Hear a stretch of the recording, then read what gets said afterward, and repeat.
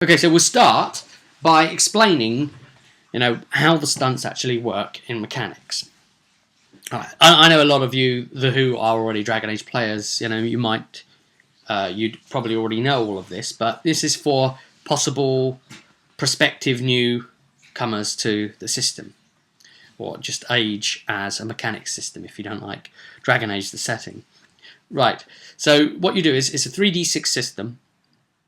You have 2 dice of one colour and 1 die of another colour, and the odd coloured die is always called your dragon die. Okay, so you roll your 3d6 and any doubles whatsoever, any combination of doubles, that creates a stunt effect. Okay, so it could be the dragon die and one of them's the doubles, or the other 2 same coloured ones were doubles, but either way it's a stunt thing, right? Any 2 dice or more. And as soon as you get doubles, you look at whatever the number is on the dragon die, the odd coloured one, and that's how many stunt points you've got to use additionally to that roll. So set 1 standard stunts are all pretty much combat based, and if we look at the list here, the first one lets you spend 1 upwards in stunts. So, if you roll, say, I don't know, a 5 and a 5, and your dragon die is a 1, and that means you've got the double, but you're only going to get 1 stunt point to use. So, the first one is Skirmish, and that costs 1 upwards, 1 plus. So, with Skirmish, you can move yourself or the target of your attack 2 yards in any direction for each 1 stunt point you spend. Now, what this effectively could do is, we've had it used before on attacks at something to make them fall down, and then actually skirmish the thing that's falling down so it falls on the person. You could skirmish someone off the edge of a cliff. You could be a melee fighter type, and I don't know, you'd be firing something ranged to try and get at them. And get closer with a stunt, or you could be a ranged type and use the skirmish to skirmish yourself 1 away, or skirmish them, closer, however many 2 yards per stunt point spent. So, you might have rolled a 5 or a 6, and you could then do it 2 yards for each of those, so a 5 would be 10 yards. You could effectively move them. So that's a whole lot of manipulation that can occur, and if you're using miniatures and scenic setups, then you might have sort of dangerous areas, fire, lava pits, hazards that you can skirmish people into, or skirmish yourself away from. Reposition yourself somehow tactically. So that's very interesting, and it really breaks the thing up. So that's 1 upwards. Then we just get on to specific stunt costs. We've got, for 1 stunt, rapid reload. So you just immediately reload a missile weapon instead of having to pay whatever the action payment is to reload it. As in most systems, it slows you down having to reload. Yes, you slap it in by spending a stunt point. 2 is knock prone. You knock your enemy prone. Any character making a melee attack against a prone foe gains a +1 bonus on the attack roll. So that's 2 stunts.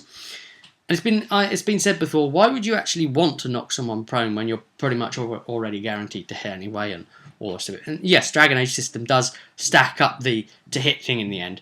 But the other way to look at it is this. Okay, while they're prone, if you're using miniatures, they aren't blocking line of sight, if that's tactical in some way to you, if that's interesting. You might fire, say, a ranged missile at someone protecting someone else and knock them prone, so that someone else they were trying to stand in front of and block, they're no longer blocking. Or the other way to look at it is this.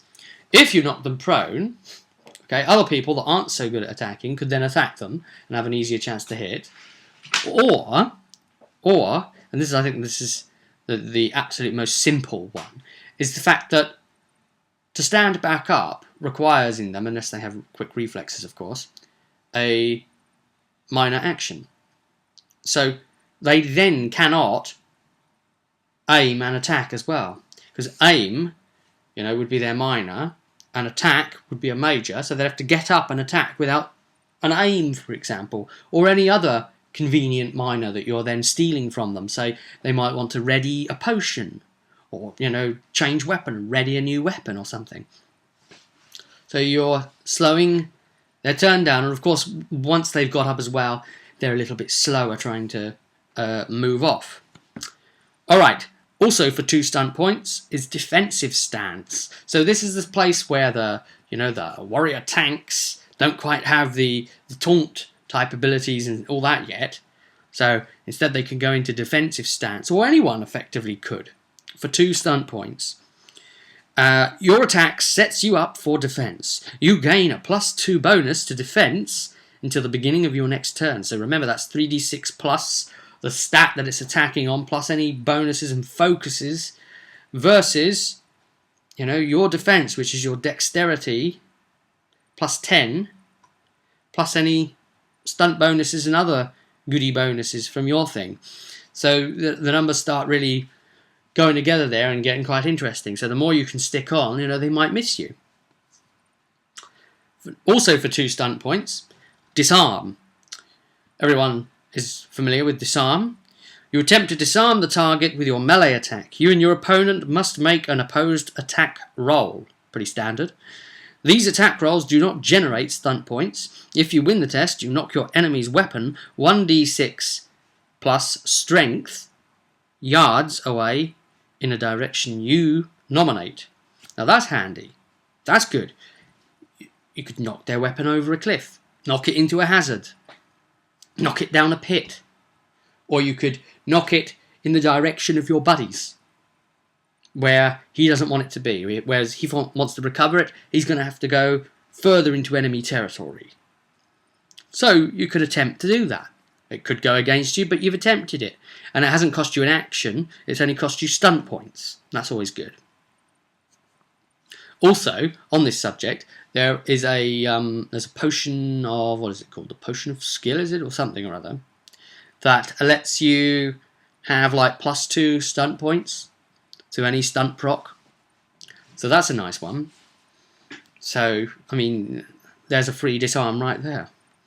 Also, for 2 stunt points is Mighty Blow. This is very commonly used. It's kind of the no-brainer go-to one if you really need something to go to. You inflict an extra 1d6 damage on your attack for that stunt. I'm going to point out that the damage from that extra d6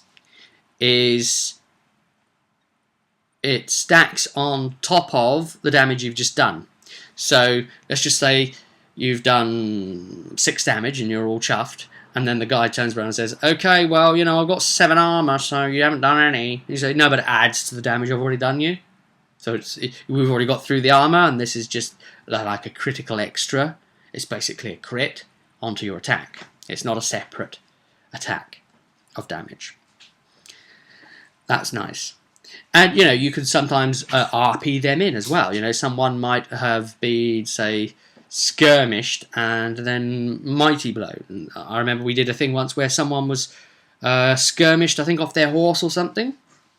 And the impact of hitting was a Mighty Blow, and then someone else did a Mighty Blow on them. So I had it that the horse's hoof, back kicked and kicked the poor rider while he was down as well. So it was a source of damage coming in that way.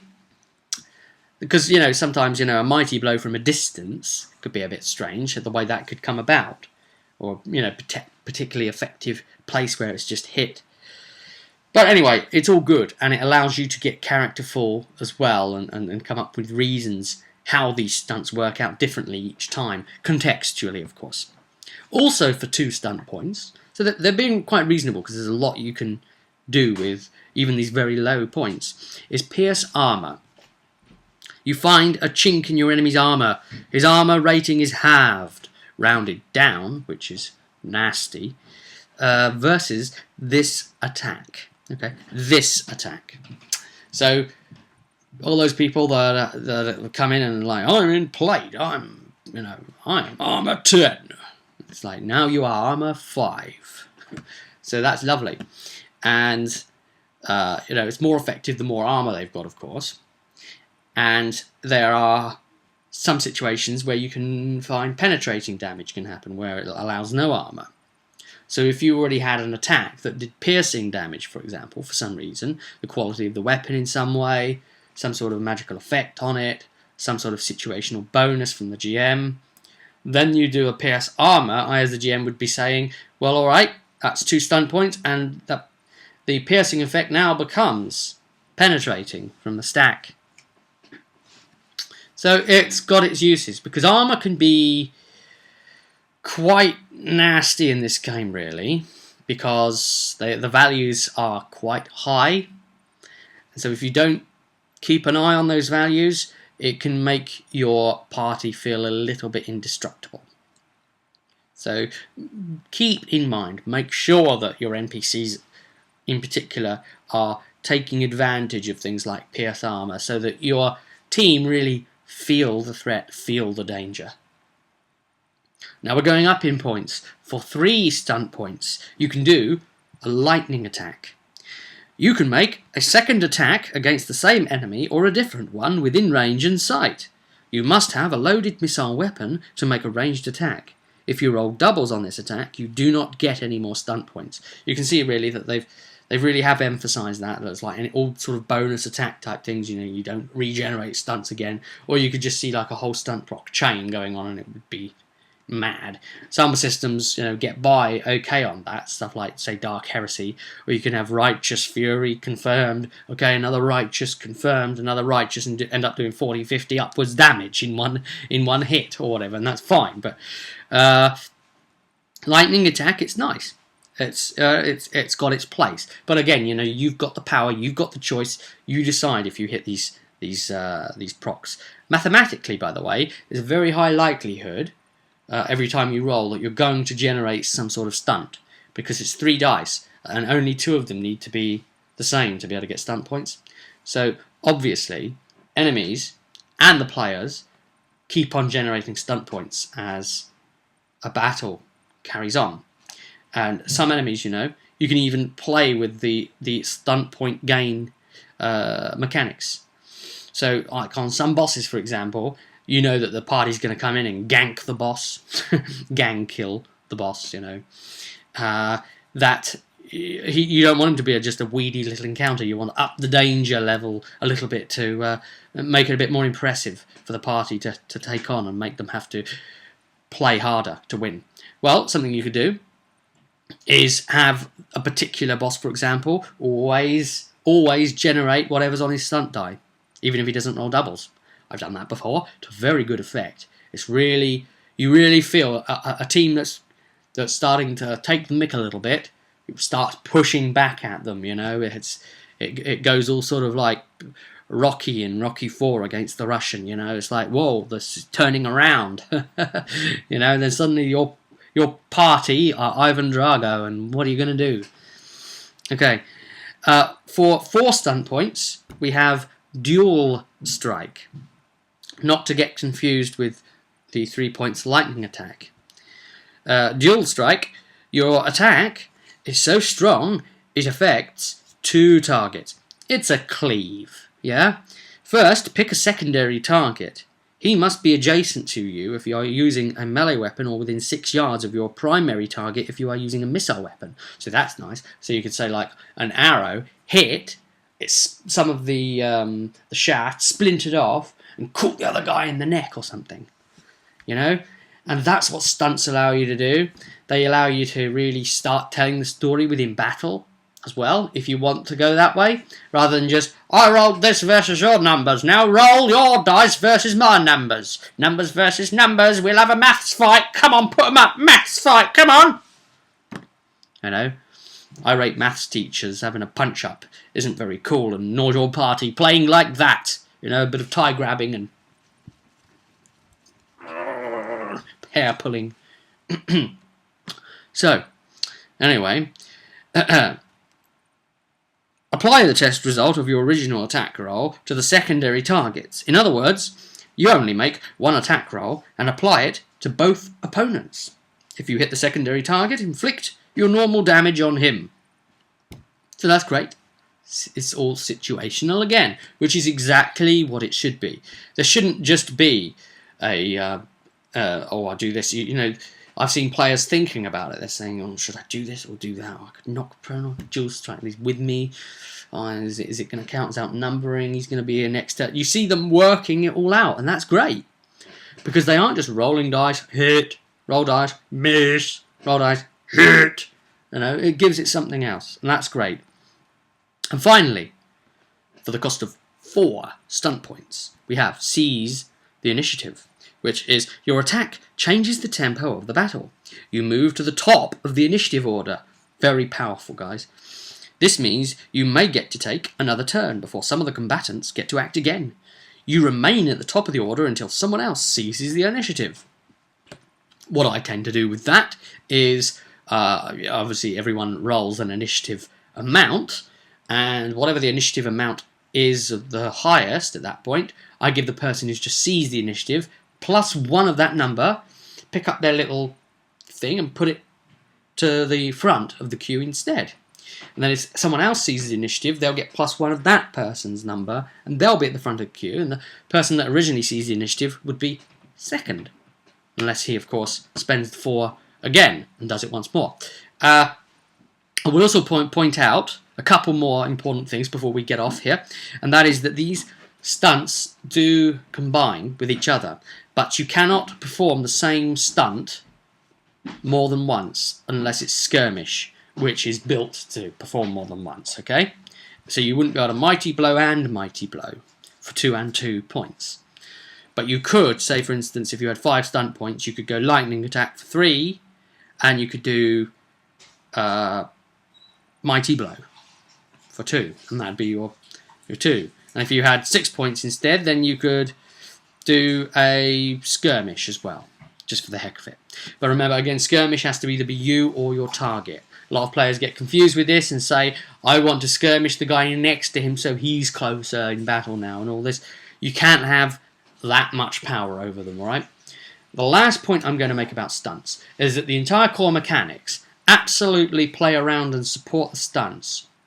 So much so that a lot of the class abilities, racial type things, and as you get further and further deeper into speciality type trees and styles, a lot of them, and again, as I said, classes, which is really imperative here, makes some of these stunts cost less for particular people.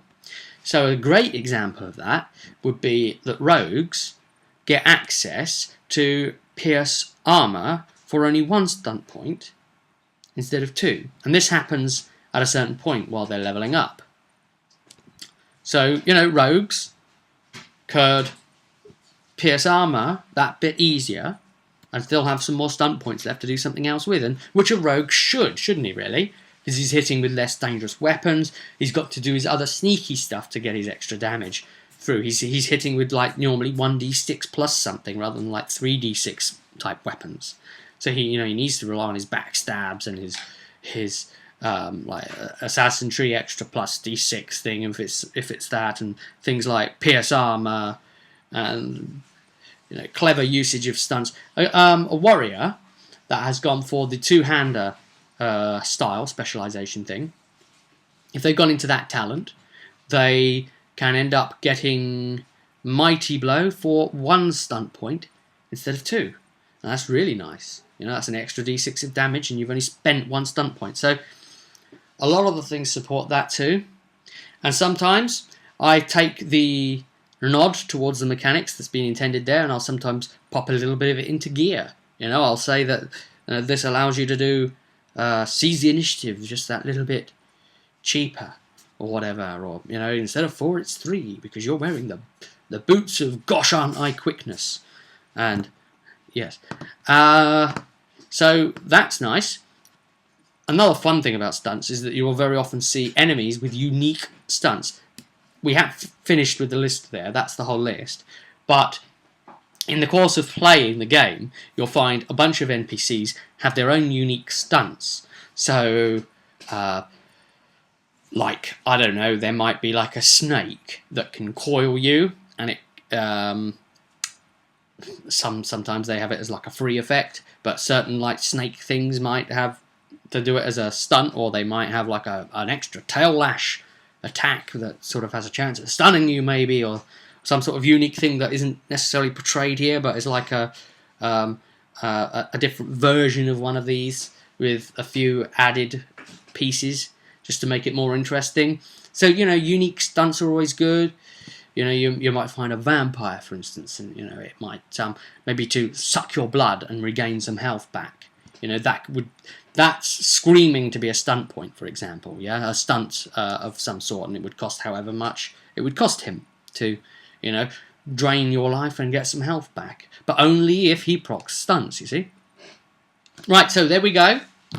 That's a lowdown entirely on what the stunts points are, and we will be back to look at and review the set 2 stunts. But until that time, I'll see you at the table.